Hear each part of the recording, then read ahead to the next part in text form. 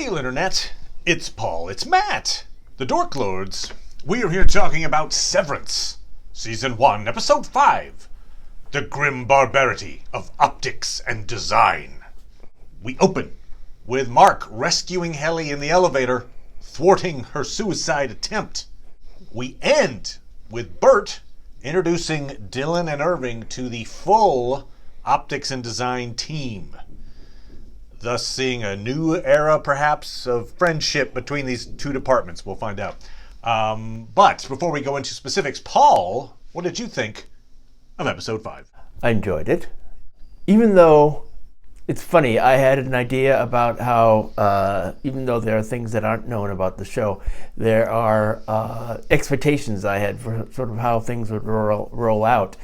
Okay. And I did not anticipate the aspects of optics and design to become even more important. It's interesting that it's developing more of what this world is, although while it's I'm afraid if there's a lot more of this baby goat stuff, maybe it's like they might start to lose me a little bit.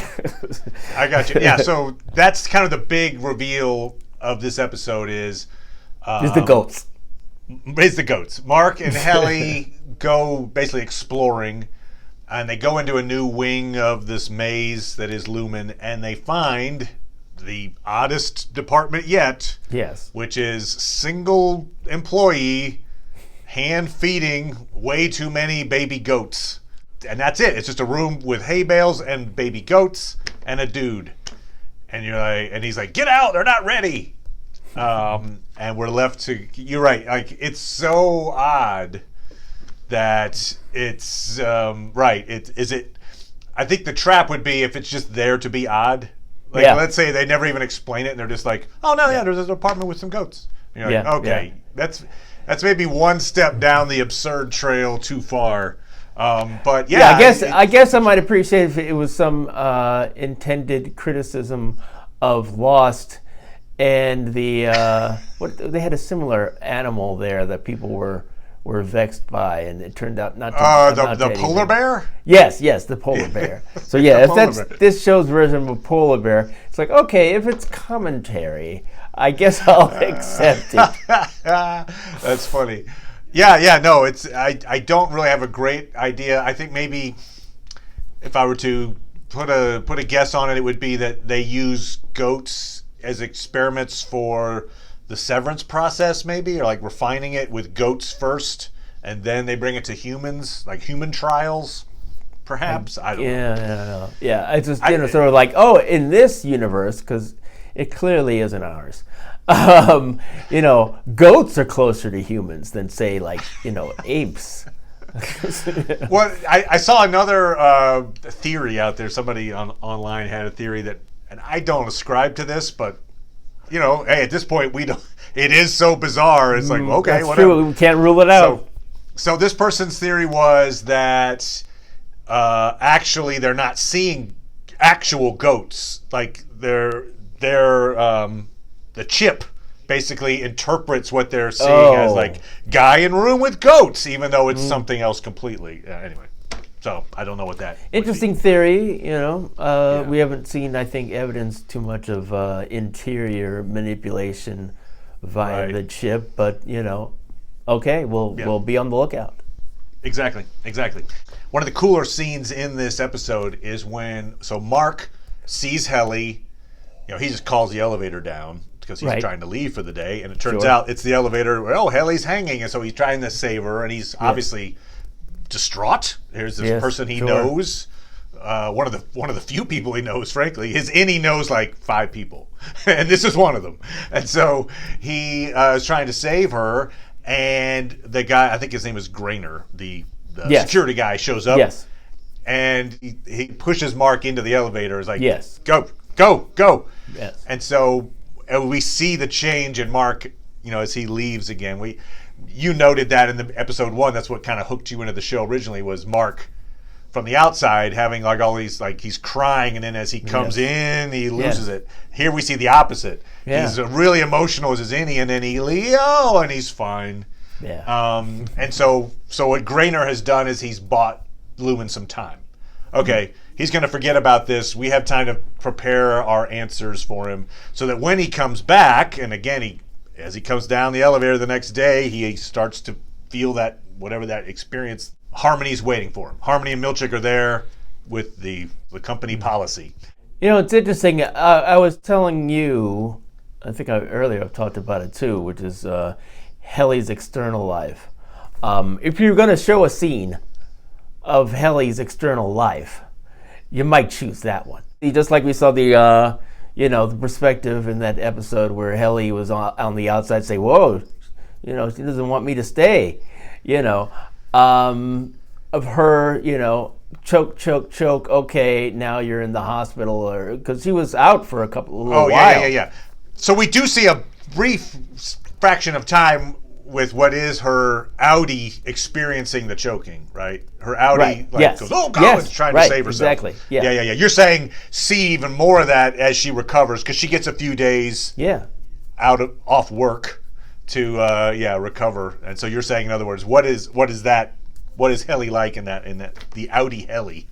Right. Or just anything that would be alternative. I mean, I was telling you that I feel less confident that, like initially I was thinking she was a plant and maybe she's associated with the group that, that Pete was involved with and that Mark will probably ultimately, get in contact with because of what Milchick was saying to her, where it's like, "Ooh, we're excited to have you," or whatever, making it seem like, maybe there'd be a reason for the character to be prized, like maybe she was supposed to bring some sort of information or expertise there, but that she had a constructed identity, I suspected, just to make it attractive for them to hire her.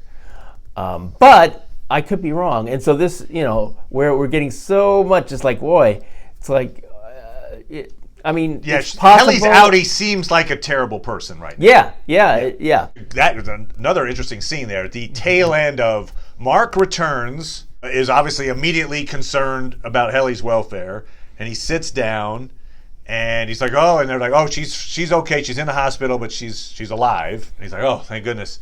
And then Mark says, "So obviously, she's not going to have to stay now, right?" And they're like, "No, her outie insists on her staying." Yes. It's like, oh! So it's like, okay, all right. Right, and, if that was like any other person they had ever had in there, I think they would have remarked upon it. Yep. Agreed. So, yeah. And we get the feeling, Heli admits later in the episode that she did it on the elevator ride as a way of having outie Heli know who did it. Like, I killed us, or whatever. And I was quite fond of that declaration, actually. It crystallized so much. Like, no, I want her to know that, it's like, it's revenge. An interesting war where it's like, what? You just told me I wasn't a person? All right. Can a person do this? Oh, it's interesting how that war will manifest itself. Obviously, Mark is attempting to make her happy. Give her something constructive to do. And incorporating her into his task of mapping the floor. And one thing too, we talked about. We asked ourselves if Harmony is aware of their plans to map. She might be. She might not be. One thing though that I hope doesn't become an issue is where you feel like, boy, you'd think if they have any sense, they'd stop this. Right. Right now they're just making maps, and so if they actually do something that could threaten Lumen, that they'd be like, "Oh, what? How did that happen? Well, you've been watching the whole time." Yeah. So Harmony gives a really kind of ominous quote from Keir. The quote is, "The surest way to tame a prisoner is to make him believe he's free." Yes. So, because that's in response to Grainer saying, "Hey, you're just letting them wander around and explore." And with Milchick's leaving the book behind, Yeah, we'll Those talk two about the book in a employees might second. be the biggest barrier to that whole process working. But it's interesting, that quote, I mean, it's not surprising, but it's interesting that that quote is not about employees. It's about prisoners. Ah, yes. You know, she says to tame a prisoner is to make Right, him believe yeah. he's free. Right. And so she's referring to the refining department. And it's like, wow, okay. Wow. So very sinister. She sees these employees as prisoners, and she's trying to deal with them. We see a lot of manipulation happening with Milchick and Harmony. Milchick pulls a 266. Yeah. Which is essentially he accidentally Yes. sends the painting, the title of the episode, The Grim Barbarity of Optics and Design, to the copier at the same time that Irving's using the copier to have him see it and share it and basically foster distrust with optics and design. Yeah, would you think it was part of Milchick's plan to, have Irv talk to, I'd have to say no. yeah, Because we learn that Optics and Design has the exact same painting but with different badges. Yep. And the title is The Macro Data Refinement Calamity. Yeah. It's surprised it's not like the Metro Data Collection, pogrom or something. Yeah, right. But it's interesting that, again, in the absence of life experience, these innies, we're going to talk about that with the book as well. Sure. But it's like they are very quick to believe this idea. They're like, oh yeah, this department came in with knives and they killed everyone in this department. That was a while back. Like, why would you wouldn't probably believe that. I wouldn't. If I saw that painting on the wall, I'd be like, okay, that's a funny haha. But you're That's basing ironic. that on your life experience in the workforce. Yes, I am. If you had only existed in a place where there were strange pictures of your employees, you wouldn't have it. You wouldn't be able to say. I wouldn't be able to say. I'd be like, I this guess that's happened true. It's like I've never Why seen would that they put it happen there? on The Office. So That transitions into this, the You Are. So that book, it's Rickon's book. Great moment there where Rickon realizes that Audi Mark hasn't read it. And he's like, well, to be honest, I was really upset that you hadn't mentioned reading the book. And that, what book? It's like, oh, I like how he immediately accepts that it's been stolen. It has been. Yes. But I would think the more logical thing would be he's just saying he hadn't seen it yet because whatever. But he'll, like, I don't know. I'll get around to it. But where they put it, and it's too easy to say, yeah, I've got it. I haven't looked at it yet. Yeah. That's too easy. What's great is we get various passages from this thing which are ridiculous. I like my two favorite quotes were, "A man with rotting toes cannot skip," which was a funny one, and then "What separates man from machine is that machines cannot think for themselves. Yeah. Also, they are made of metal, whereas man is made of skin." Yeah. and so it's this crappy self-help book that is in the perfect place. Yeah. It's the innies. We have Dylan and Mark. Probably it's going to spread to others. In fact, Mark, I think, uses the book as inspiration when trying to help Heli. When he says something like, "No, who cares about your Audi? What's important to you?" Like he mentions like you in particular. That's interesting. I hadn't thought of that. And I think that comes from this individual thing that the book talks about. Even the danger of this, though, you'd think that maybe Harmony and Milchick might think, like, maybe if we got them some other books, to read in here, A so they frame of wouldn't be reference. as vulnerable to books like this. Yeah, but they are vulnerable, and it is kind of like a perfect anti-Lumen manual, right? Because it's talking, like, there's that line, "At the center of industry is dust." Yeah. And so it's kind of against being a corporate worker, true. freedom of the individual. Yeah. And so I feel like it is starting to create a little mini revolution, which is, is what Rickon would have loved. He may never know, but his book is, I think, going to have like serious consequences at Lumen, which is great. We all want to save the world. We do. We get this other interesting little subplot where Audi Mark it goes to this birthing retreat to help his sister give birth, basically. Be present at the birth. It's her first child. That's where another great line, hilarious, is where Rickon's like, "Will you help me hang the kelp?" And Mark's like, "Hang that." And he's like, "Do you really want me to explain this?" Like, just do it.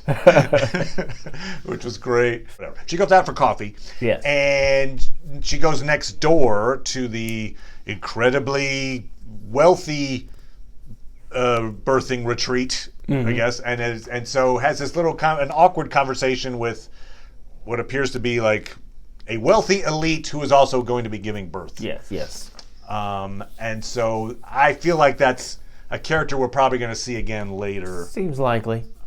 And I think since this is a Lumen industry town, and you've got somebody who's on the elite status in this town, it's probably someone connected to Lumen. So maybe like a Lumen executive or something like that.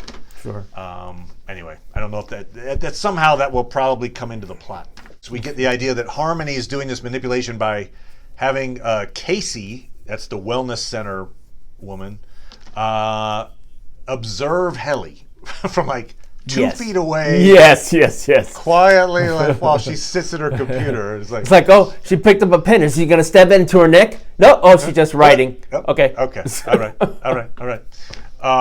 So that's just it's anyway. It's an interesting, again, this like absurd office procedures. Yes. Irving once again dreams of like black goo dripping from the ceiling. Yes. And notably, Mark's eye. Mark is like leaking black goo from his eye. Yeah. So Why do you think internal. You think that's significant? I do. I'm not sure why, but Okay. Here's a theory that I'm not 100% convinced of. I'll put it that way. All right. So we do see this black goo is also in the opening credits. Right. And it seems to be connected in some ways to Mark's shadow. At least there's an interpretation of the goo as a shadow. Sure. And there's a lot of shadow imagery in this series, including in this episode. Before you see the stray baby goat, you see its shadow. Its shadow's on the wall, and then the goat shows up. Yeah. And so I wonder if maybe the shadow imagery, including the black goo, is a metaphor for the severed innies. That like they're the shadows of their Audi personalities. Okay. Maybe? I don't know. All right. I'm not completely thrilled with that theory, but it's the best I got at the moment. So then is that emerging into his conscious? Is that just an example then of that section of himself trying to insert itself? Yeah, or like he's falling asleep, and it's like this convergence of his innie and outie personalities or something, or a demonstration that I don't know. Anyway, yeah. Okay, yeah. All right. You're developing that theory. I'm developing that theory. The black goo theory. Yeah. Okay. If you out there have ideas for what the black goo means, if it's just that, let us know. It's just that Irv really likes licorice, Right. I mean, it would be kind of disappointing if it's like, hey, Lumen's a big oil company. Yeah. Okay. Wah, wah, wah, It's like, yeah. So hopefully no. I don't want that. So we also get more of the relationship forming between Irving and Bert, right? So this time Irving actually initiates the touch. Yes. He touches hands with Bert. They go seeking each other. They're fraternizing. Interestingly, it's Bert that he's like, I have something to show you. And he shows Irving this painting of Keir fraternizing on the job with his future wife. So it's like basically saying, see, Keir did it, so we're fine. Even though it says in the textbook, no, or the manual, no fraternizing. Yeah, what is it that he goes into that office?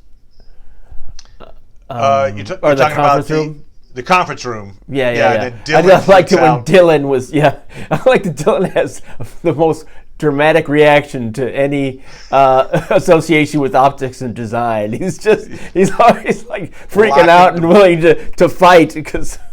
He'll only allow him to walk around with his hands tied or whatever. Yes. Yeah, so we get Bert says, some of the rumors about you guys, that you guys have pouches. Yeah. And you have larvae that come out and consume you. And you're like, oof, okay. I think that their relationship is becoming public enough. Obviously, Dylan already knows. Right. That it's going to become known, if it's not already, to management. Sure.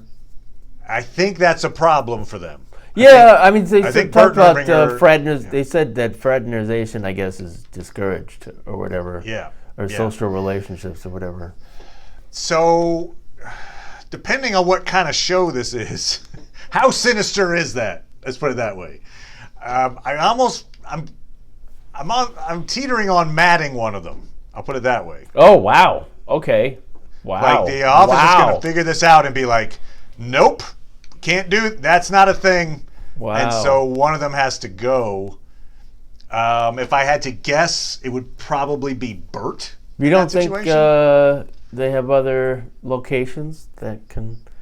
Lumen has other locations they could transfer him to? Yeah. Yeah, maybe it's as simple as a transfer. Where's Bert? Oh, no, he's been transferred to blah-bitty-blah. And, but, the way that they don't show things, then we'd have to trust that they didn't just kill him.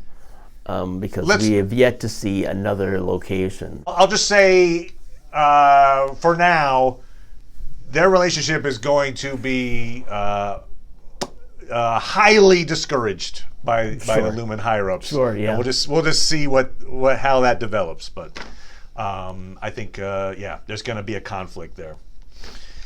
Which probably puts them in conflict with the higher-ups and maybe makes one or both of them willing to, say, help Mark if Mark is doing something that's kind of against code or something. Right now, if you ask Irving to do something against code, he probably wouldn't agree because he's very much like cite the regs kind of thing.